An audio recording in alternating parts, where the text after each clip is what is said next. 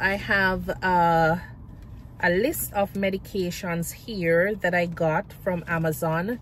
What it is it provides me with the medications based on their different system.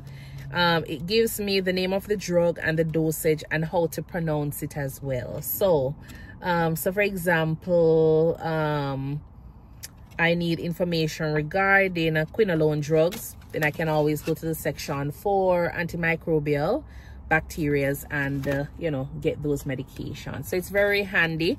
I walk with it every single time I'm going to the patient's room or in the patient's home, so just in case, you know, they want something different from the one that they're on, the medications that they're on, then I have options to give them.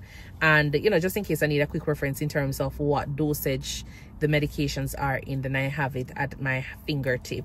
I also walk with my laptop or my tablet. My tablet does come with keypad that I use for typing, so, and it's easily wipeable, so that way, you know, after I'm finished I can always wipe it down. And then I have my bag. I have mask that I normally put on and go in the room. If it's sometimes I put on my N95 if needed, and I have glove.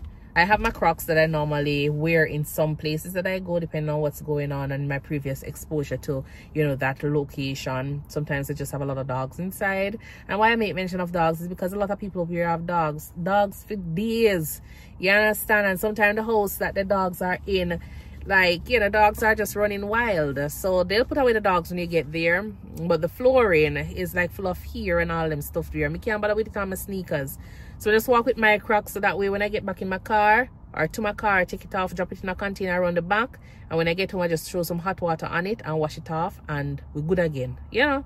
So you just have to know how to work this thing and make it work out for you, so you enjoy what you're doing and you don't have to be miserable doing a 9-to-5 job. Just saying. All right, until then, thank you so much for tuning in, and I will talk to you in a bit. Bye.